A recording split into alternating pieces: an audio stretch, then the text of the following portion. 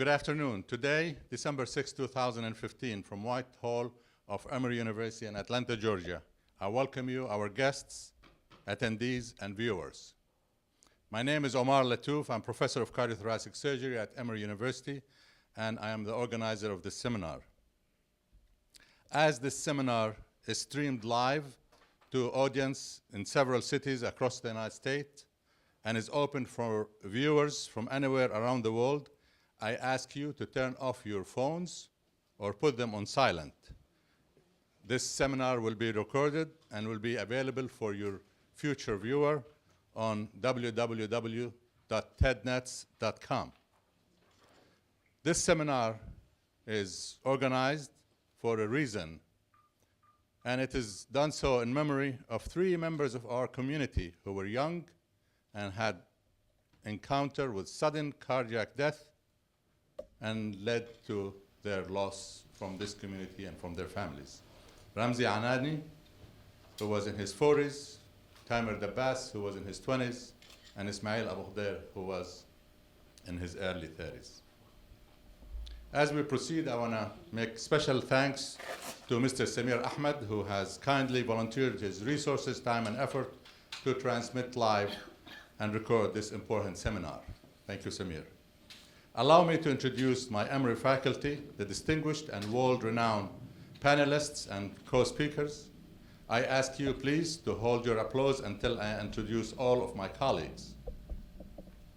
On the far right, Professor Arshid Kuyumi, tenured professor of medicine and cardiology at Emory University, trained at some of the most prestigious hospitals and medical schools in the world, graduate of Guy's Hospital in London, the Mass General Hospital of Harvard University, the National Institute of Health.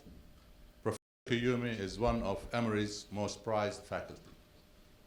Next to him is Dr. Khusro Niazi, Associate Professor of Medicine and Cardiology, graduate of the prestigious King Edward's Medical University, the oldest medical school in Pakistan. Dr. Niazi is a world leader in cardiac and peripheral interventional medicine. His expertise in managing complex heart and blood vessels to prevent heart attacks, strokes, and poor leg circulation is well recognized. Dr. Niazi is a frequent lecturer at conferences in this country and around the world. Next to him, Dr. Michel El-Shami, Associate Professor of Medicine and Cardiology, with specific focus on electrophysiology, electricity of the heart, a graduate of the highly respected American University of Beirut, completed his cardiology fellowship at Emory. Dr. El-Shami, among many of his achievements, is that he is a prolific publisher, author of numerous original publications. Despite his young look, Dr. Shami is nationally recognized as a disease-fighting powerhouse to reckon with.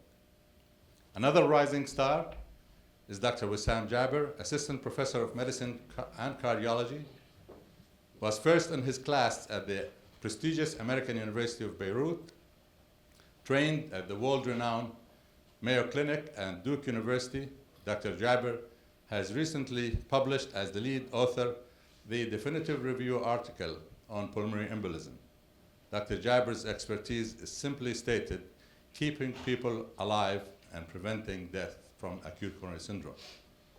And last but not least, one of my colleagues, future cardiologist, Dr. Heval Kali, research fellow in cardiology, working with Dr. Kuyumi, a uniquely talented physician, recipient of multiple awards during medical school, residency, a mentor educator, co-editor of online cardiology and cardiac surgery textbook, and without doubt, a future leader in American and world medicine. Please help me welcome my panel.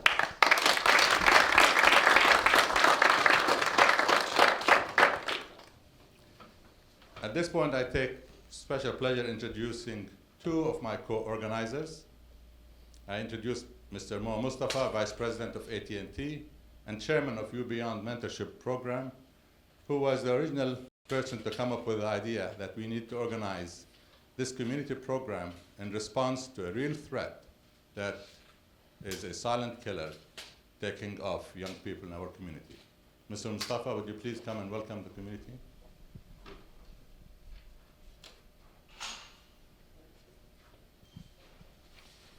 Thank you, Dr. Lattouf.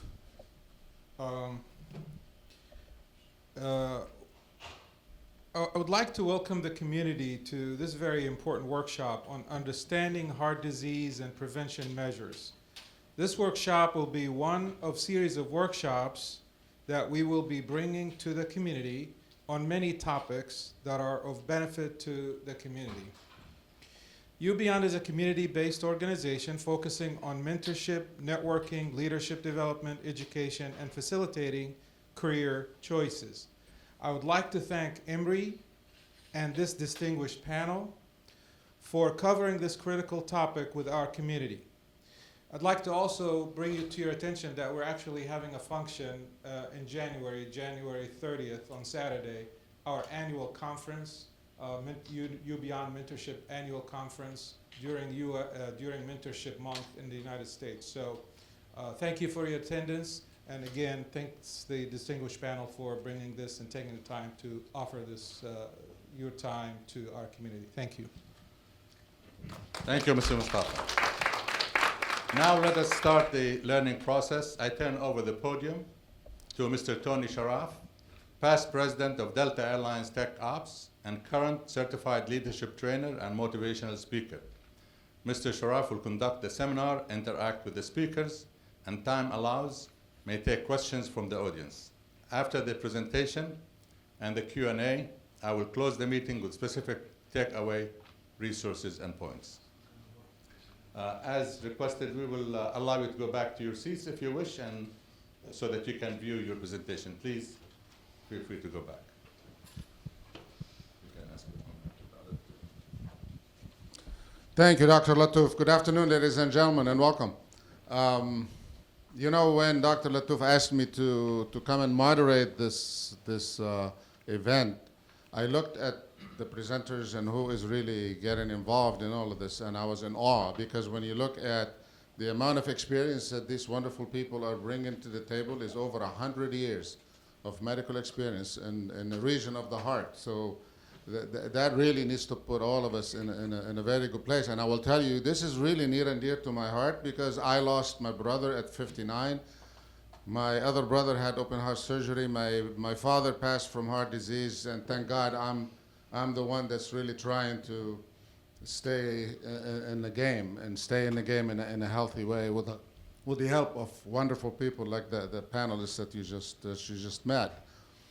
You know, when I look at these wonderful people, not only they are good citizens and good fellows, and absolutely they carry goodwill to our community left and right. In addition to that, they're highly committed, highly trained professionals that have dedicated their lives to really saving lives. And that really is, at the end of the day, what matters. Because when these people are operating, or when they are seeing, you know, patients that are really in dire need, and they save their lives, this is, at the end of the day, what is a differentiator for all of us. Now, with that said, I'm not going to go on, because I think you don't want to hear from me. You want to hear from the doctors. So I'm going to start by asking Dr. Kayumi to please join the panel. And go ahead and, yeah, well, you can sit over there, or if you want to use the podium, it's fine. 8 minutes to 10 minutes. Okay. Thank you very much. It's indeed a pleasure and a privilege for me to be here. I actually don't have any slides, so that way you'll be able to concentrate. And it's a wonderful day today, although we are going to talk about this very morbid subject. Can you hear me now? I'm not sure this is working. So it just records, it won't transmit. Okay, so I can speak loud. So, you know, it is a pretty morbid subject, but it's an important subject. Almost 300,000 people a year in the US are going to die of sudden cardiac death. It's also known as sudden cardiac arrest if you're reading about this subject. And basically this means that the heart stops relatively quickly over a very short period of time. And what happens is that, as you know, the heart beats between 60 and 90 beats per minute. And that's what keeps your circulation going. And if this heart doesn't beat, either stops completely, that's called asystole, or no beating at all, or it goes very, very fast so that it is unable to pump anything because it's fibrillating, and that's called ventricular fibrillation, or VF, then both of these conditions will lead to sudden cardiac death. Okay? What that means is the circulation stops. The person who's going through this catastrophe will feel very dizzy, and then will faint, probably drop, and then lose consciousness. And this can take a few seconds to occur, or a minute or two. And the time interval between this occurring and when they're resuscitated is only a few minutes, okay? Your brain is very likely to be injured permanently after about 4 to 5 minutes of having had no circulation, no blood getting to it. So this is an important event both because of it is sudden, it's unexpected, it's often unpredictable, it's very frequent.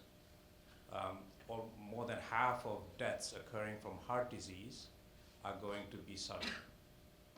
So it's a hugely important subject. You said are going to be what? Sudden. Sudden. What the condition we're talking about. Majority of us are going to die from heart disease. About a third of men and about 40% of women are going to die of heart disease. About half of those deaths are going to be sudden. So it's an important issue, and it's something we're concerned about. Men are more likely to have sudden cardiac death than women, almost in the ratio of 2 or 3 to 1. It occurs more often in the older age group than in children and younger age group, although no age group is completely free of risk. But clearly the incidence of this condition increases with age. So what causes it? About majority of these events of sudden cardiac death are because people have underlying coronary heart disease or coronary artery disease, what's normally referred to as heart disease, which is where you have blockages of the arteries supplying blood to the heart, and that leads to, often you talk about people getting a heart attack, right? They get chest pain, get into hospital, they have a blocked artery, it gets opened up, and you're going to hear more about that. That's called a heart attack. But if this heart attack is accompanied by an irregular heart rhythm, then you will end up with sudden cardiac death. Okay, so heart attack is a little different from sudden cardiac death. Some of the heart attacks may result in sudden cardiac death. So that's probably the most common reason why people will get sudden cardiac death, particularly as we age. Now, I think one of the persons that Dr. Lattouf described who died suddenly was a young person in the 20s. It's unlikely that that 20-year-old had this condition, coronary heart disease. Okay, so the younger group generally has some other condition, often a congenital abnormality in the heart, either in the muscle of the heart or in the supply of blood to the heart, or a tendency for them to go into these irregular heart rhythms. But once you get to above 35 and so on, the much more likely cause for this condition is coronary artery disease. Okay. There are other people who are susceptible to it. Somebody who's had one of these attacks before is susceptible to it. Anybody with a strong family history of people dying suddenly and early are susceptible to it. There are some special heart muscle abnormalities that are inherited that occur in sort of roughly about 1% or less of the population that may be responsible for it. Often there is a family history in these people, but not always. So these are clues as to who is at higher risk. But by and large, for most of us in this room, the likely cause for this condition is going to be coronary artery disease. So that raises the question as to how do we diagnose this condition? You know, how do I know that I'm susceptible to this risk? And then we get into what are the causes for coronary heart disease, what causes it, how do we avoid it, and then how do we diagnose it. So just a few facts about this. There are risk factors for coronary heart disease that we are all exposed to. These include high blood pressure, diabetes, smoking, high cholesterol levels, too much weight, bad eating habits, not exercising enough. So there is this constellation of risk factors that I think most of you must be familiar with. If you're not, you should know all of these numbers. You should know what your blood pressure is. You should know what your cholesterol level is. You should know whether you have diabetes or not. You should be aware of what a healthy diet is. You should be aware of how much exercise you should be taking. Because if you do all of those things, then you're unlikely to develop this condition. Of course, you have to be doing this all of your life. You cannot start doing it when you're 68 years old. Then you may have developed the disease already. But nevertheless, these are all healthy habits that would avoid coronary heart disease. So those are the ways of avoiding it. Now, there are other things that make even healthy people susceptible. This would be drugs, excessive alcohol intake. All of these things raise the likelihood of developing this condition, sudden cardiac death. As I said, in the younger group, there may be other reasons for it, which will be usually congenital heart lesions or conditions or some things that run in families, etc. So those are actually quite hard to come by. The ways where we have, or at least public health has decided to address this risk in young is to be sure that athletes, young athletes, once you get into high school and start playing competitive sport, you should be examined by a doctor, and this should occur every couple of years in order to pick up abnormalities that might be there that would otherwise go missed and would increase the risk of developing this condition during sports. So different countries have different ways of doing this screening, but that's one of the things that you should have your young people pay attention to, particularly if they're undertaking competitive sports or athletes. Just a couple other points where how do you treat this condition? If you found somebody on the floor and they are unconscious, they are likely to have this condition. So you need to know how to do CPR, or you need to get somebody who can do CPR. If there is an AED, a defibrillator, then you should be able to use it. These are very easy to use. There's 1, 2, 3, the steps are written on those things. If you have access to those, most shopping centers, cinemas, hospitals, all of these places have these, airports, etc. So try and get hold of one of those. Try and get hold of somebody who does CPR, or learn to do CPR yourself. You can buy time while all of this is going on so that actual medical help can arrive. You sustain the circulation long enough so that the brain is preserved, the heart is preserved, so the person will recover from this. If you don't institute CPR right away in these individuals who are going through this kind of an event, then they will die. Or even if they're resuscitated, they'll have brain death and other damaged organs, so they won't have full recovery. So prevention is the key. Unfortunately, we don't have a magic wand that I can wave over any one of you and decide when, if or when you are going to have one of these events. That's one of the problems with this whole thing. Many of us in this room have coronary heart disease. Many of us know it, but many of us probably don't know it. But because 40% or so of us are going to die from it, we clearly have it.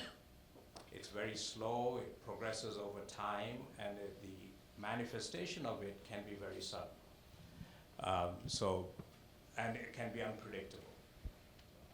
Even in people who are going to have a heart attack, a third of the people with heart attack will actually not have any pain, will not know they've ever had it. They will incidentally be discovered to have had it when they go to see their doctor and somebody happens to do an EKG. So it can be silent. The other third will die because when they have the heart attack, they'll have this arrhythmia and they'll die. and the other third will make it to hospital and get treated. So it's a big problem. The ones who actually get to hospital, are treated, and are well again are actually a minority of the total population. So there's a lot of work to be done in order to prevent this whole thing. So I'll stop there because of the time. Thank you, Doctor. And I think next is Dr. Niazi. So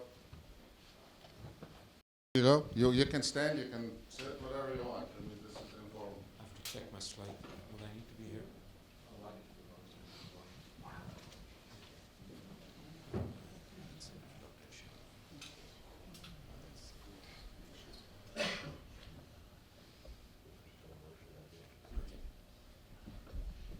Good afternoon. First, I'd like to thank you, Dr. Lattouf, for organizing this thing. A phenomenal job, because this is really something which is needed. And when he asked me to give this talk, I was very nervous, and I will tell you the reason at the end of my presentation. So I'm going to take you to the basics of heart and circulation. Some of the stuff you know, some you might not know, and some may be interesting. But one thing I'm not going to talk about is this thing, because this will be addressed by the speakers who are following me, Dr. Shami, Dr. Jabbar. They are excellent, good-looking guys. They will talk about this condition. What I'm going to be talking about is this condition. How many of you, and I'm going to make it a little interactive, so please don't, there's no wrong answers. How many of you know the difference between arteries and veins? A few. But most of you change the word, because on a daily basis when I see patients and I ask them, sometimes they use the word veins, or the doctor opened my veins up, sometimes they use the arteries, so they change it. So let's talk a little bit about basics. Give me 2 minutes. I do this every day in the clinic. I will make you a specialist. You can go and open your practice and start seeing patients. So think of your heart like a pump. That's all it does in all of us, pumps the blood, and that circulates in pipes in our body. So when the heart pumps the blood goes in pipes called arteries. Once the blood reaches its destination, it comes back to your heart in pipes called veins. So arteries are bringing the blood, veins are taking it back. So far clear? Great. And it's just like the plumbing system in your house. You have a pipe that brings and supplies the plants. And if you get an obstruction, you develop a problem. And this is what happens. When we are born, on the left side of the screen, that's how your artery looks like. Slowly over time, we deposit cholesterol, which is the yellow thing. This has been seen at age of 10. And it slowly progresses and narrows the lumen. Now what happens when your water pipe gets narrowed? You get less water pressure. You have a problem. Well, when that happens to whichever organ, whether it be the brain, the heart, the arms, the legs, kidneys, you will have a problem. And sometimes, as Dr. Kajumi very clearly said, you get an obstruction, a blood clot, and it completely plugs it. If that happens suddenly, and it's an important organ, like your heart, you die. If it happens to your brain, you suffer a massive stroke or you may die. If it happens in your legs, you lose the leg. You get gangrene, amputation of the leg. So it's a serious condition. I've shown the same diagram on the right side, how the plaque progresses. This is just to give you an idea what's happening in the arteries. Cholesterol buildup. Is that clear? Now we're going to switch to veins. No cholesterol buildup in veins. But it develops another very common disease. What happens is, let me step back. So in the brain, when this happens to the arteries, you get strokes, or what lay people call mini strokes. You may not be able to move one side of your body, or your face is asymmetrical, one side is drooping, or you have problem with speech, you're confused. Though many wives think husbands are always confused, but no, this is a stroke. So you can't talk sensibly. Or if you are somewhere, you don't know where you are, you get lost. Or you're walking, your gait becomes a problem. If it depends your heart, you get a heart attack. That is, the muscle dies because the artery is obstructed. If it happens in your legs, your walking becomes slow because your muscles get tired. Your calf muscle, not the joints. Your thighs, your calves, your buttocks. When you walk a distance, you have to slow down or sit down. And finally, one thing, it's not just cholesterol buildup causes narrowing. In big pipes, like in your belly, the aorta, which is bringing the blood to your legs, the cholesterol can weaken the wall and cause it to dilate, right, you see on the right side, which is called an aneurysm, and which keeps growing, ruptures, and you suddenly die. These are all cardiovascular diseases. Now veins, I'm going to switch gears from arteries to veins. Veins' job is to take the blood back to your heart. So when I'm standing or sitting, the blood is going up and these valves stop the blood from coming backwards. When you develop this disease in the valves, the blood that goes up, some of it keeps leaking back. So the symptoms of this disease are going to be heaviness, tiredness in your legs at the end of the day.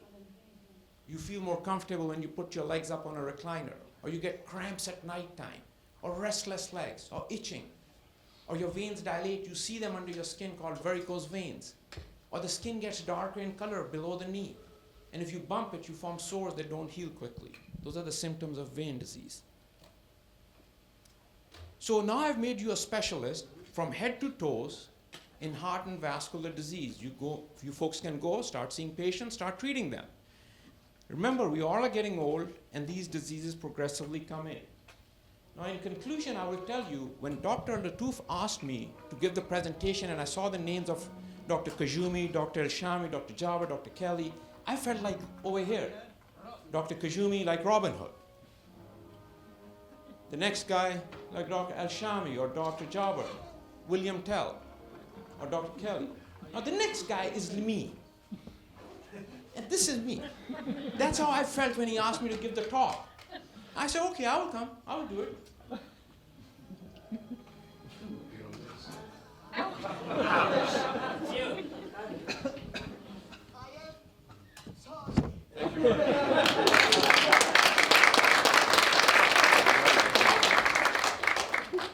Very well done. I didn't even have to give him the signal, so he just did it really well. Dr. El-Shami, you're next.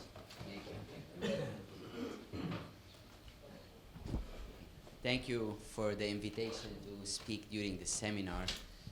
My job is to talk about a specific topic. It's a defibrillator, and I'll try to show you what a defibrillator is and what it does to prevent sudden cardiac death. So I'm going to give you two examples about sudden cardiac death. You've heard already about the three unfortunate events in our community. I'm going to need you, because this is, the first one is a,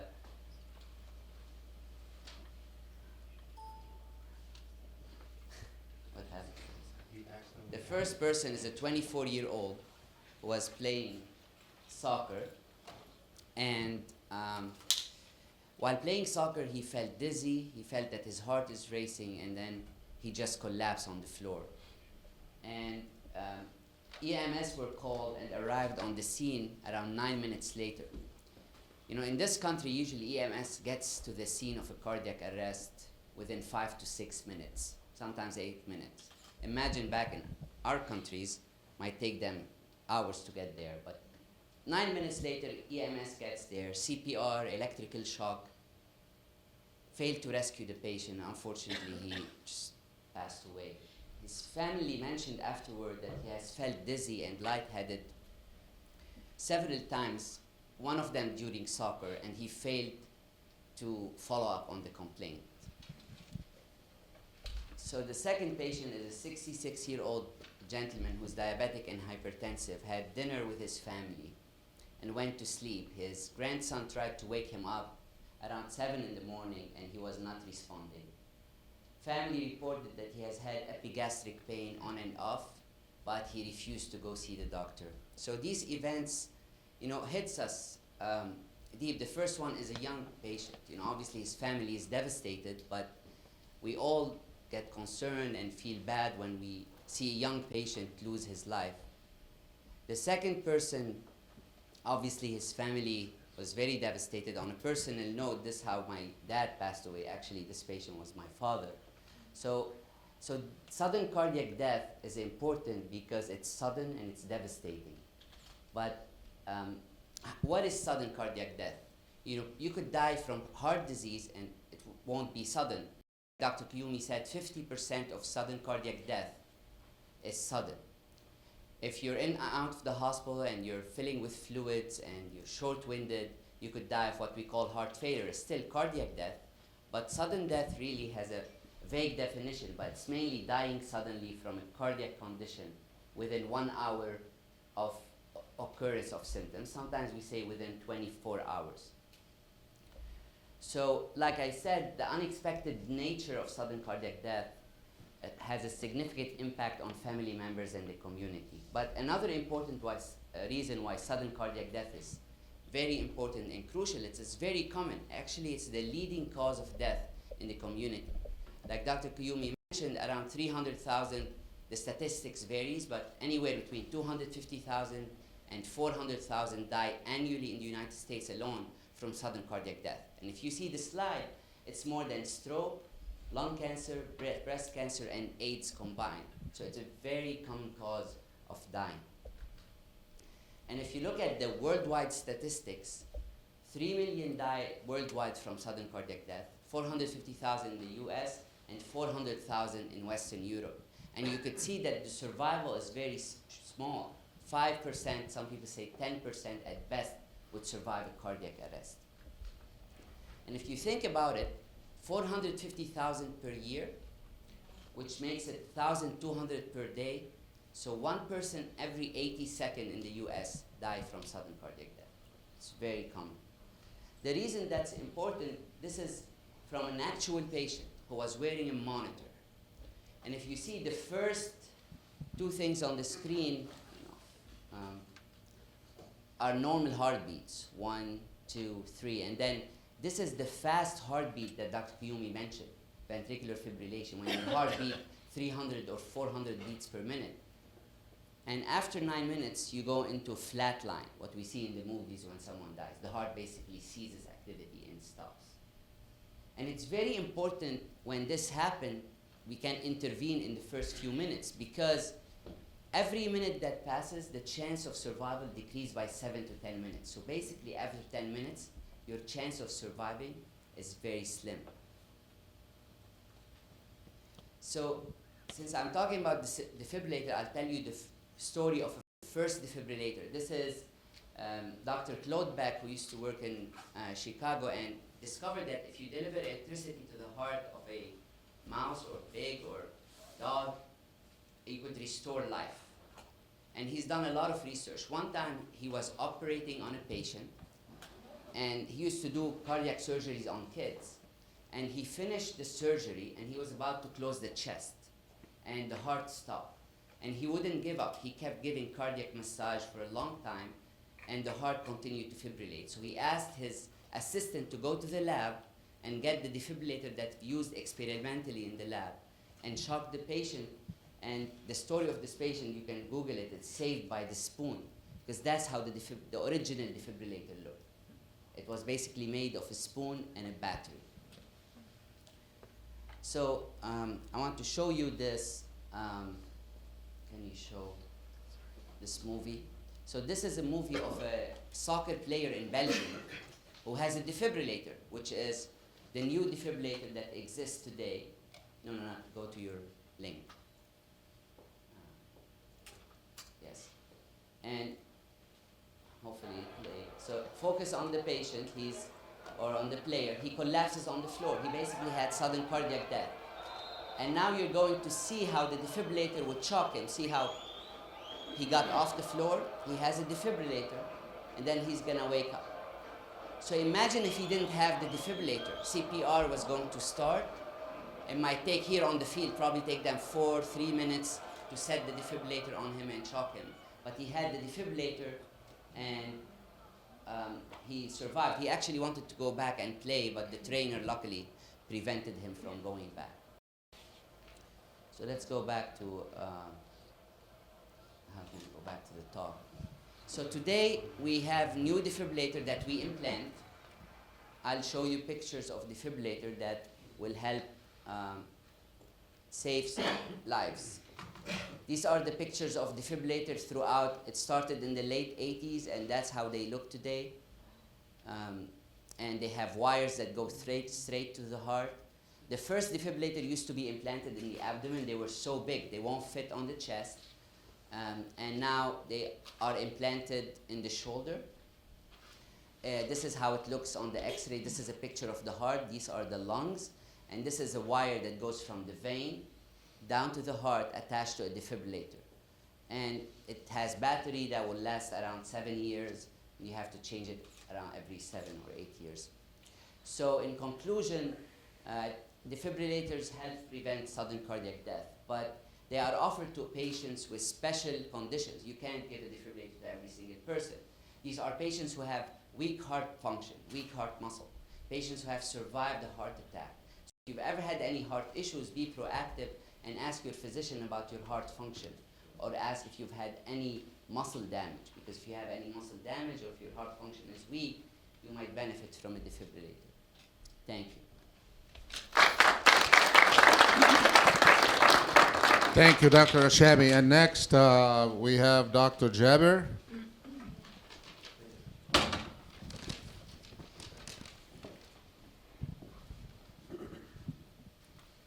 I'm honored to be here today talking in front of this distinguished audience and with my esteemed colleagues. Thank you, Dr. Lattouf, for the invitation. My job, I was asked to talk about the timeliness of intervention in heart disease to prevent death, which means intervening quickly and fast to try to prevent people from dying suddenly when they have a heart attack. But before I get there, I just want to mention a couple points.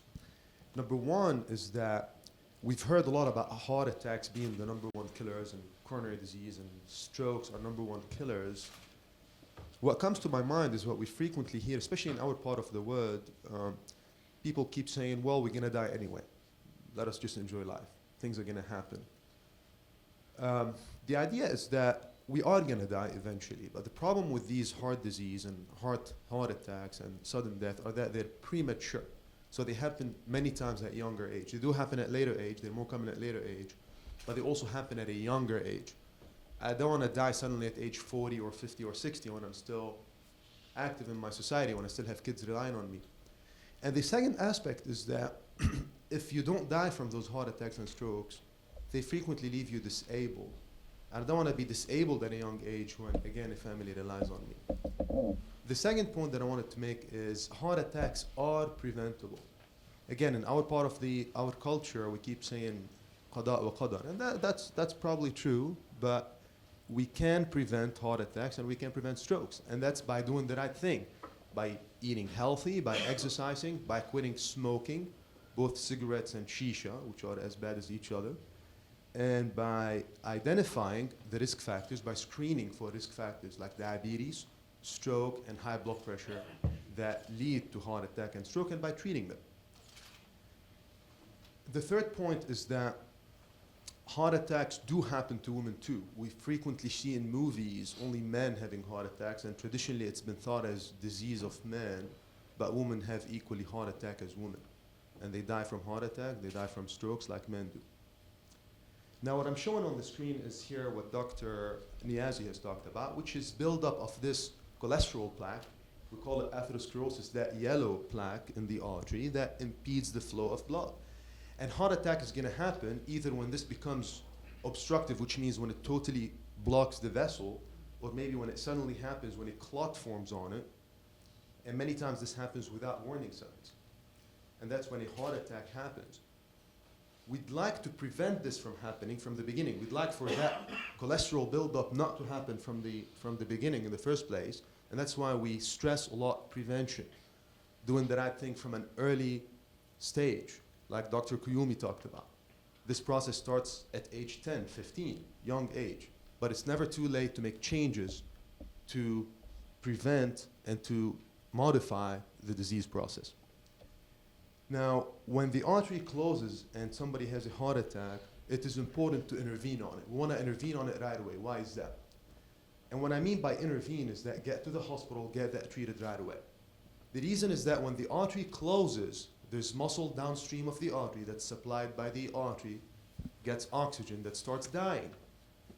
And it's true that up to 30% of people may die suddenly when this happens, but the chance that they're going to die suddenly is higher if it remains closed, and also they're going to have more disability if it remains closed longer. The heart starts dying within minutes and may die completely after several hours.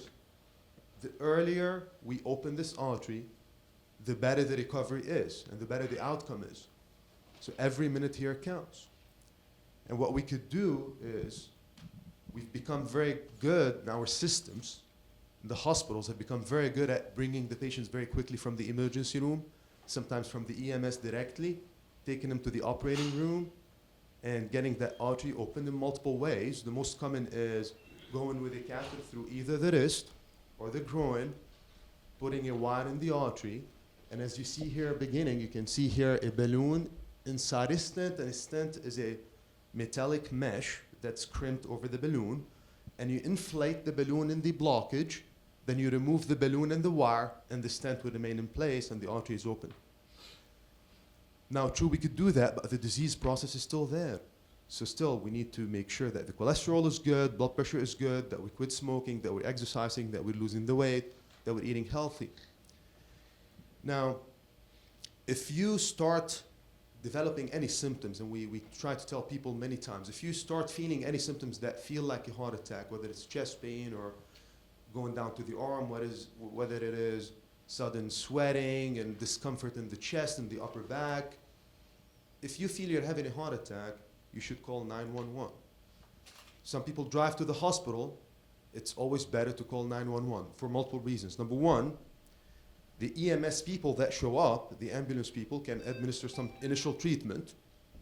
Number two, what they could do also, they many times call us in the hospital so that we're ready for when the patient shows up. So we're ready to take him to our operating room to work on it. And the third thing is that people sometimes die, like you heard many times today, from the heart attack itself, suddenly dying. If you're in a car, you don't die suddenly. If you're in an ambulance, you can get revived. You can get CPR. And that's why we ask people to call EMS to come to the hospital if they think they're having symptoms of heart attack. I want to thank you all for coming here today, and if you have any questions later, please feel free to ask us. Thanks. Thank you, Dr. Jabber. And I think what we're going to do is Dr. Kelly is going to wrap up. And when he is done, then we will open this for questions and answers. I know some of you are very anxious to ask questions. So there you go. You are the anchor man. Sure. Thank you. Good afternoon. My name is Aval. I'm honored to be here from my community here to talk about this important issue.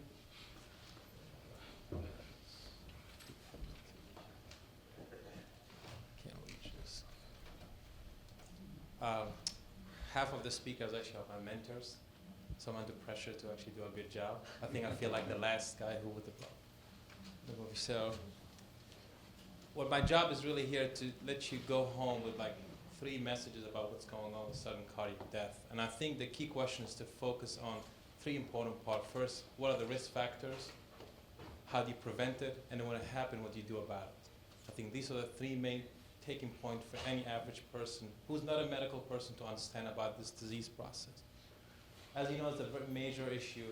Cardiac arrest is where the heart stops, and actually about 360,000 people out of the hospital have cardiac arrest.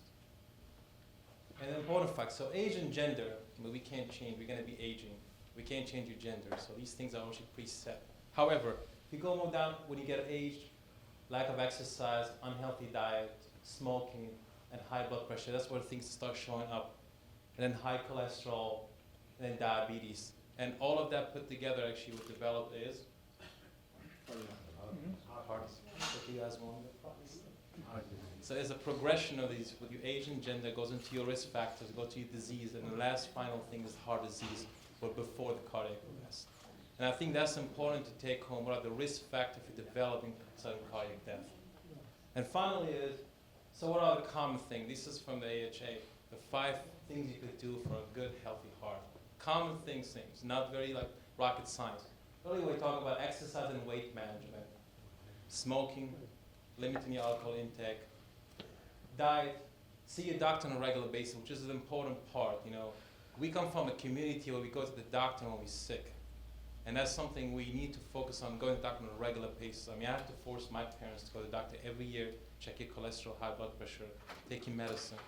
And the last thing is really, all of these 4 things are important, but if you're given the medication, the best medicine that someone could do is take the medicine. That's the golden cure. If you're given the best medication in the world, if you don't take it, it's not gonna make a difference in your life. So that's the important thing that I also stress to my patient, take it on a regular basis and follow your doctor. So now we know the risk factor, we know how to prevent it. So what happens when you do all these things and this happens to one of your family, what happens to someone you know? And this circle shows you like the progression of the disease, when this happens, what do you do about it? The first thing you do is recognition, as all the speaker mentioned, is someone getting dizzy, passing out on the floor, you assume actually they're having a cardiac arrest. Especially if you keep talking to them, they're not waking up, you should right away signal this is a cardiac arrest until proven otherwise. So you start the process. The next thing is access. Before you do anything, you gotta let someone know to call 911. Because if you're doing CPR, nobody recognizes that you're doing it, you're gonna be doing it for hours and not gonna make a difference. The first thing you should do before even touching the patient actually is making sure someone call 911. And that's where you start CPR. And it's been proven, if you start CPR as early as possible, actually you circulation to the brain. Pretty much what you're doing actually trying to save the brain. Because if you save the heart and the brain, that is considered actually dead in medicine. And then the last thing is defibrillator. You look for an AED, let someone get an AED, and it's very simple. It's 1, 2, 3 steps. It actually speaks, a lot of these machines speaks to you and tell you exactly what you should do. Just put on the patient and you start the process. And these things go in circle until EMS arrive when they do ALS and take them to the hospital. So the first 4 steps are something as in the community we could recognize and do early as possible to save someone's life. And that's pretty much, it's a simple thing. So risk factor, prevention, and then when something happens, we do about it. Thank you very much. All right, I think you have been very patient. You've had a lot of information, very valuable information from these wonderful doctors that volunteered their time to come today. I'm going to open it up for you. So if you have a question, raise your hand, and I will pass the mic to you. So please speak into the mic because they are recording all of this. I guess my question is any one of the doctors. A resting heart rate at 94. I know that is a reason to be concerned about. Should one be on medication or 94 is okay? Well, I mean, so the normal heart rate is anywhere between 50 and 100 or 60 and 100. So 94 is still within normal. However, you have to make sure you don't have any conditions that makes your heart rate fast. So you have to make sure you don't have an active thyroid. You have to make sure you don't have weak heart muscle. You have to make sure you're not anemic, your blood is normal. But a lot of people live on the upper limit of normal. So if you don't have any of those conditions that elevates your heart rate, then most of the time it's fine. The 94 should be okay.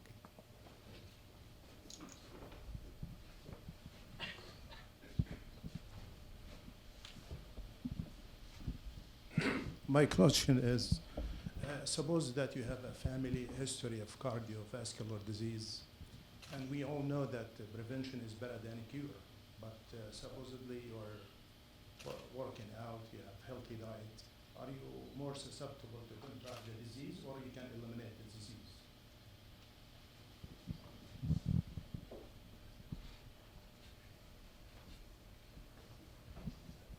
So family history is a very important risk factor for developing cardiovascular disease.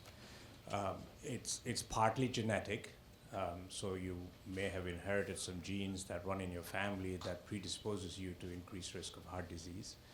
But it's largely lifestyle related. You know, you're going to eat roughly what your parents fed you, and then you'll continue to do the same for the rest of your life.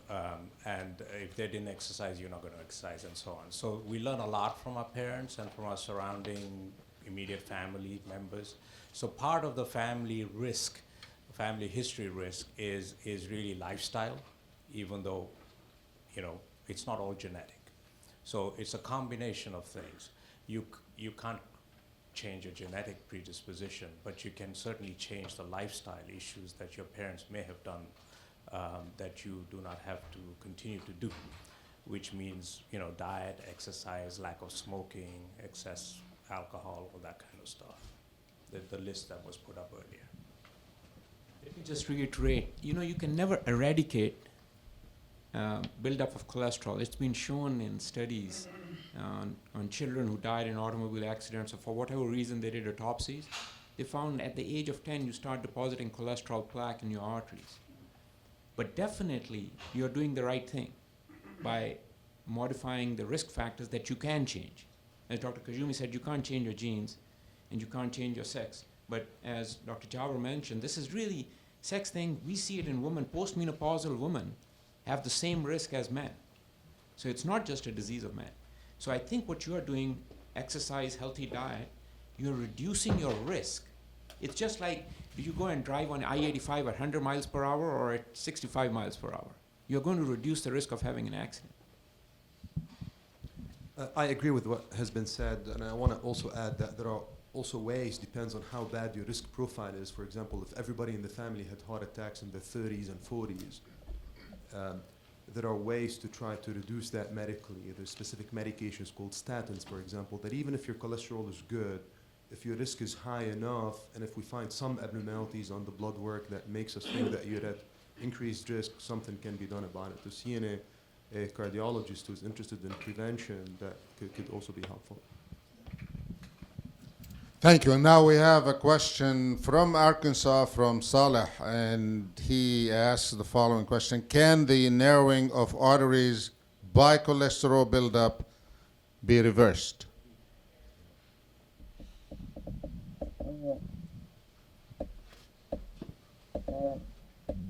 Not completely.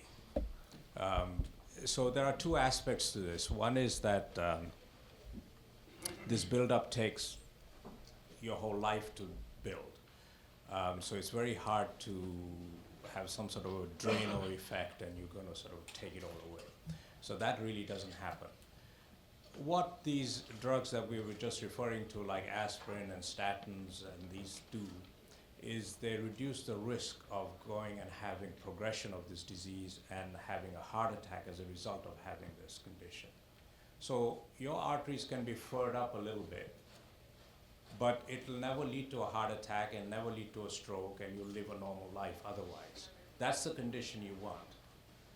Okay, so you don't want this plaque to convert from being a stable little bit of furring to progressing to a sudden heart attack. And this is why we have all of our efforts that we put together in order to prevent any further deterioration of this condition or progression to a heart attack, to sudden cardiac death, with these medicines, etc., and preventive measures, are all designed not to take away this plaque completely, because that cannot be done, but to stabilize it so it doesn't progress to give you these bad outcomes.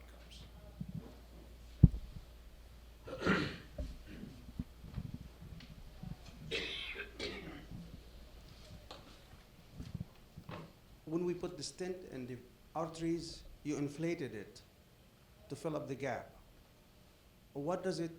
How would you prevent it from collapsing back in when you remove the balloon?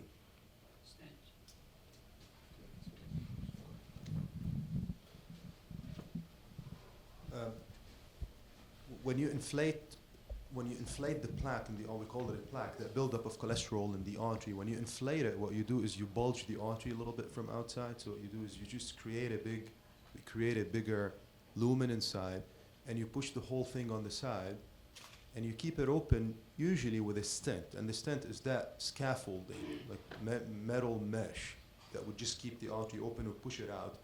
There's nothing that guarantees that it will stay open forever. There's always a percentage, anywhere between 5 and 15%, based on other risks and other factors that would make it clog with time.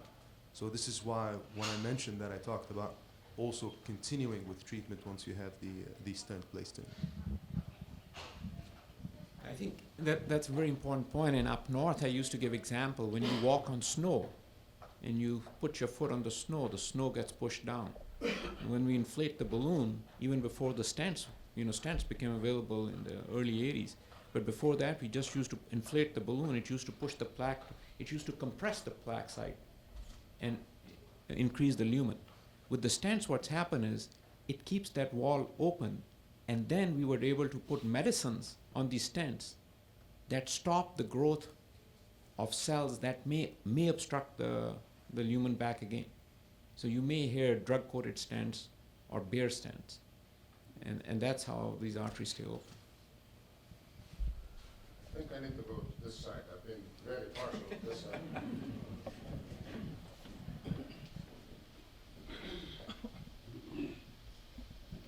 We heard a lot about the cholesterol. Is there any relation between the triglyceride being elevated as well?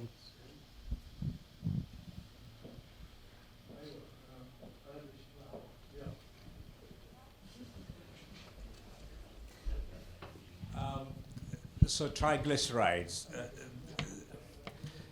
So the official word about triglycerides is that it's not an independent risk factor for heart disease. What that means is by itself, it's not responsible for developing this condition that we're talking about. People who have high triglycerides generally have what we call insulin resistance or pre-diabetes or diabetes. So generally, when you get a person who has high triglycerides, they'll also have lower levels of HDL, which is the good cholesterol. Okay, these two things go almost always together. And that low HDL is often accompanied by a little bit of obesity and with a little bit of high blood pressure and a little bit of high glucose if they don't already have diabetes. So this whole constellation of factors is known as metabolic syndrome or pre-diabetes. If you have this condition, you're more likely to progress to diabetes over the years, or to heart disease, or to both. So that's how we think of triglycerides. There's also a recommendation not to treat triglycerides by themselves unless they are sky high. So that's also very important. In the Middle East, it's very common to have high triglyceride and low HDL, metabolic syndrome. And there's a mutation known as the Lebanese gene, which is typically what Dr. Kuyumi said, high triglyceride, low HDL, central obesity. It's very common in the Middle East. So it's very common in our area of the world. So a question that I would like to pose as well is, what is considered high triglyceride? What do you guys look at?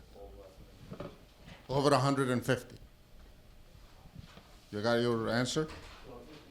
Over 150 is considered high.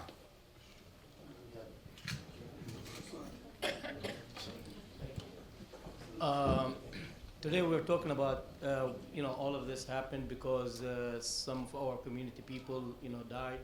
And we thank all of the doctors for coming and making awareness. But I have a question. The person who died, which is Ramzi and Nadi, recently, the guy, he had few incidents happen, but he came out of it. Like one time they said that they were out and he fainted. Then he woke up and he was normal. And another incident that he was with the guys, he was sitting with them and everything, and this is where we think that everything came wrong. He fainted out, and for an hour, they tried to bring him back. And then he woke up, and he was doing fine. Then I asked, we didn't know, I'm his brother-in-law, but we didn't know that he never went to the doctor, but they said he went to the doctor. And after he died, I talked to the examiner, and I found out from him that Ramzi, he had two arteries, they were 80% shut. So, how come, if things, how come he was he collapsed, then he woke up and he was normal and he was just active. We saw him after that, he was normal. We didn't know that he was collapsing. So how long does it take for these things to happen? And from what I saw here on the player, that player is young. When they put him that stunt on his heart, the defibrillator in his heart, is he able to play and everything after they put the vibrator? I was surprised, to see that these things happen. Fabulous question. So, to answer the first part of your question, yes, people could sometimes, these are signs, collapse and then wake up. It could be a slower heart rhythm called ventricular tachycardia. Instead of being 300 beats per minute, could be 180 beats per minute. And if the heart function is still relatively normal, one could lose consciousness, wake up again. And those dangerous heart rhythm could stop on their own. When we have what we call ventricular fibrillation, which is when the heart goes 300 beats per minute, 400 beats per minute, those are less likely to stop on their own. They could, but that's how people collapse and never get up again. So why does he have 2 blocked arteries? I'm not sure how old he was. 49. 49, he's very young. He probably has some risk factors, maybe genetics, maybe hypertensive, maybe just bad cholesterol that wasn't identified. So it's very important. That's why I stress the importance. If you have any signs, then you should seek medical attention, because you could discover things that could be treated. So the second part of your question about the player, yes, this player probably does not have what we call structural heart damage. He probably have a genetic condition that predisposed to dangerous heart rhythm. That's why he got the defibrillator in the first place. We still, in the US, we recommend against competitive sport if you have a defibrillator. In Europe, they are more lenient. This guy, got shocked and then wanted to go back to play, but usually, if you have a defibrillator, you shouldn't be doing competitive sports. Just one more to add to the question. He said he went to a doctor and they told him that he was normal. I don't think that was normal. I mean, if he went to a doctor and they checked him, they would have found, blood blockage and everything, or at least, that he had high blood cholesterol and stuff like that. It would have showed right away. Yeah, sometimes it's difficult. I don't know the specifics of the situations, but if you go to the doctor, your blood pressure is fine and your EKG looks good, and if you don't do more tests, you might not be able to discover. If you do an ultrasound and the ultrasound is normal, but you don't do a stress test. So it depends. Each person is different.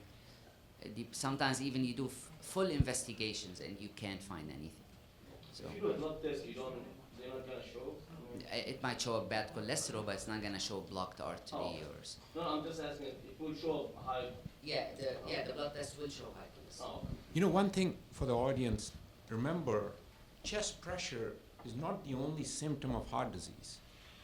Shortness of breath, you can't do your daily activities, makes you stop. Or epigastric discomfort, that is upper abdominal discomfort. In women especially, the symptoms are more atypical. They don't present with classic chest tightness or going down the arm. So if you have symptoms, you should get.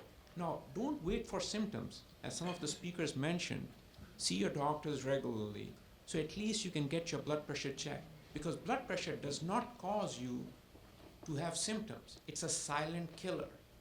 So your blood pressure may, right now, my blood pressure may be 180 or 100. But I don't know that till I get a check. I don't know my cholesterol. So I think it's imperative for the community to understand that this knowledge that Dr. Lattouf has designed to give to you folks is to carry this out to other people and let them know that going to the doctors, especially when you have symptoms early on, and getting yourself checked is imperative. I think we're going to take 2 more questions. Fahad has had his hand forever. And if I don't give it to him, he will not pray for me. So. I was thinking that first, your wisdom was, in this case, they needed to take him to emergency, period, because we're not professional. Number 2, my question is, basically, if we are doing exercise, if we're taking care of our diet, and we're seeing our primary doctor, I need to know the mystery of the heart. And suddenly, they do it every year, you do that. Suddenly they tell you have a heart attack. What goes on?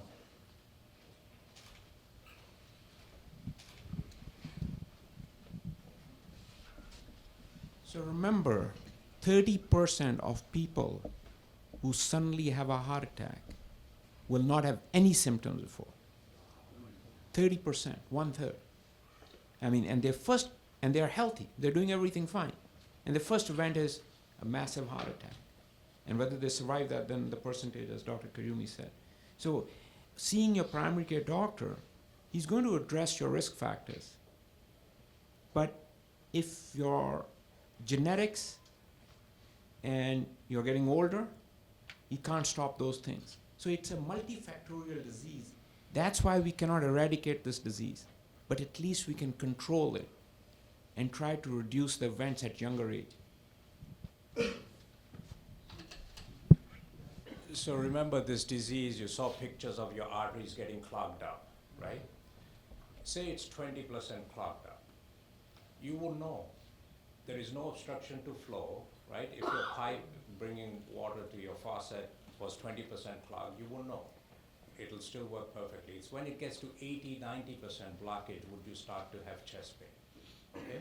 And that'll tell you, okay, you know, I've got chest pain, I should go and see you, I got short of breath, or I get dizzy and faint every now and then. This is a sign of a very heavy blockage, 90%, 100%, 80%. Now, when you shift from having this plaque to suddenly having a heart attack, what's happened is that this plaque has changed that minute.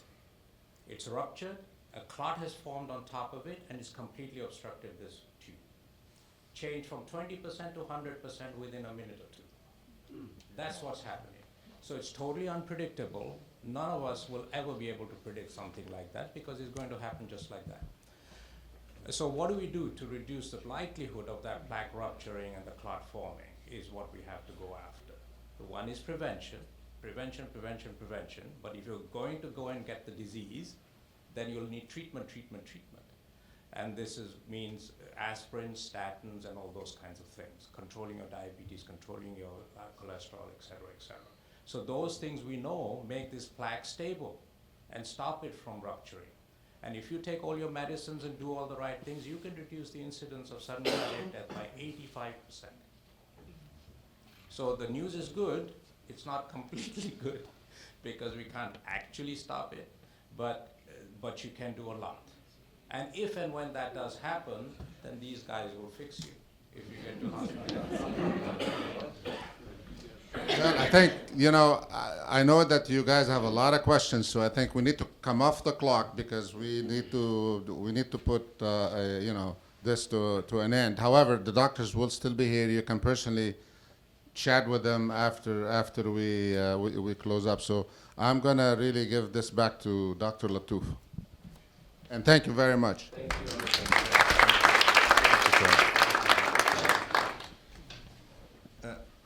This story is very long, and we certainly cannot cover it in 1 hour.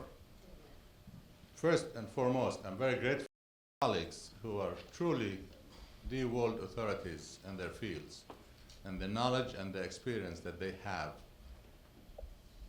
and the time that they have done, and as a favor for me, I couldn't have possibly paid for it. Each one of these gentlemen command substantial capabilities, and they deserve my gratitude and appreciation. I'm a heart surgeon. In my time, I've done well over 10,000 operations, and I have gotten to do those operations when everything has failed, when preventive medicine has failed, when angioplasty has failed, when patients had no option, and you know, I'm the final point in that line where we have to interfere and prevent death. So it's a real serious issue. It's a fight that I have very personal reasons that I wage. And my reasons span back to 45 years. And there have been many painful stops on the way that reinvigorate me and want me to pursue and bring these preventive issues to the forefront. We have resources that we have posted here. On the first one, TEDNETS, a channel that my colleague,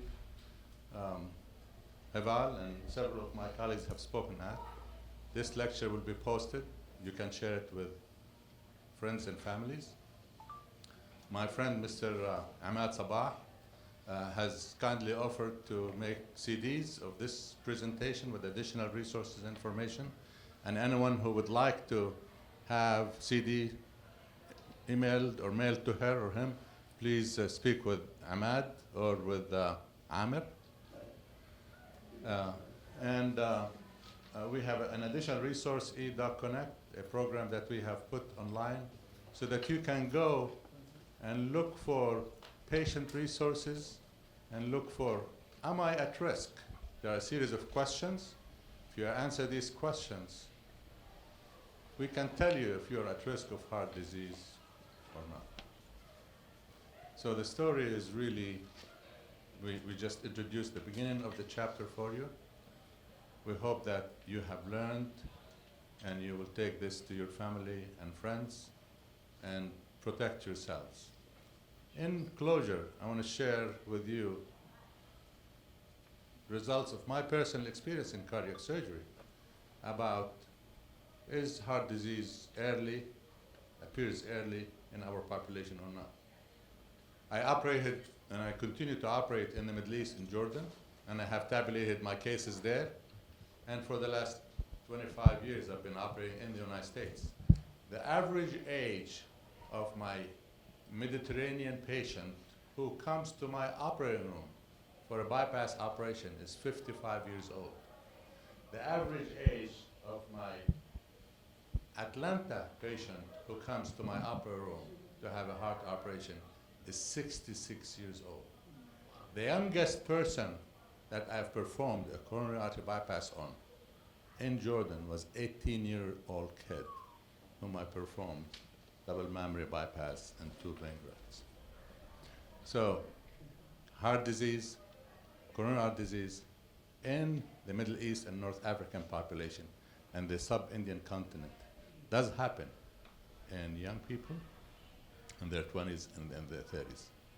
And let me warn you, if you call me and you say, I'm not feeling well, my stomach is hurting, you're going to be seeing Dr. Niazi, Dr. Kayumi, or Dr. Jaber very quickly. And if you're telling me that you're feeling lightheaded and your pulse is fast or low, before you know it, Dr. El-Chami will be calling you. I take those very seriously. I take those symptoms very, very seriously, and I will push you into the clinic, into the cath lab, sooner than you can imagine. And if you have family history of premature heart attacks or death, then you must proactively come to see my colleagues so you do not face that. I'd like to say something out loud for everybody to hear. I have a family history. My father died of it, my mother, grandmother. Also, my brother had a massive heart attack at an early age, and I felt on and off symptoms. I went within a 1.5 year period. I did 3 stress tests. All of them came clear. I did EKG, maybe 3 or 4.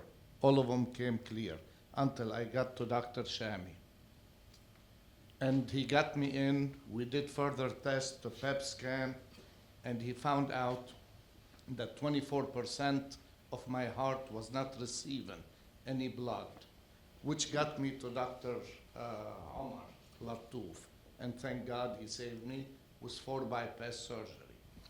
So the moral of the story, if you have doubt, if you're not feeling well, if you had symptoms of any kind, and you went and had an EKG, a stress test, believe me, it's not the end of it. You gotta go back and check again. You gotta follow up yourself. And then go to the right person. If you didn't get it from the first doctor, get a second opinion. Believe me, it will save your life. The evening I was in the hospital for the operation, I started a heart attack. It could have killed me.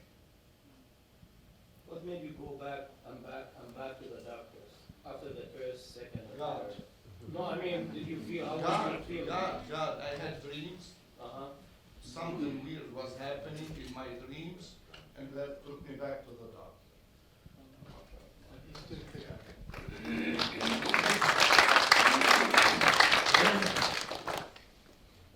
You had a question you wanted to ask? No? You actually answered it with the ethnicity of the disease. Okay, well, at this point I'm going to close, and I want to thank my colleagues for doing a great job making this presentation.